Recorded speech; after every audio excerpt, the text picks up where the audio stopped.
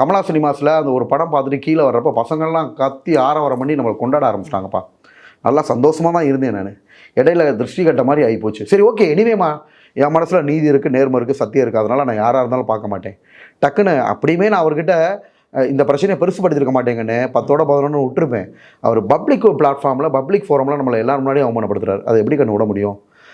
அது அப்படியே நான் அதை விடலாம் தான் நினச்சேன். அதை என்ன பண்ணாங்க, வேற ஒரு யூடியூப் சேனலை எடுத்து நம்மளை நெகட்டிவாக காட்டுற மாதிரி எடுத்து போட. நீங்கள் இந்த மாதிரி விளாட்டா ஃபன்னியாக பண்ணுறீங்கல்ல, இப்போ இந்த நடிச்சு காட்டுறதெல்லாம் பண்ணுறீங்களா, அதை வந்து கொஞ்சம் அட்வான்டேஜாக எடுத்துக்கிறாங்களா? அது அந்த ஆக்டிங் எல்லாமே ஃபன்னி கிடையாது கண்ணு. முறையான ஒரு ஆக்டிங், கஷ்டமானது. சீரியஸாக தான் பண்ணுறீங்க நீங்கள், அது ஃபன்னுக்காக பண்ணுறது இல்லை.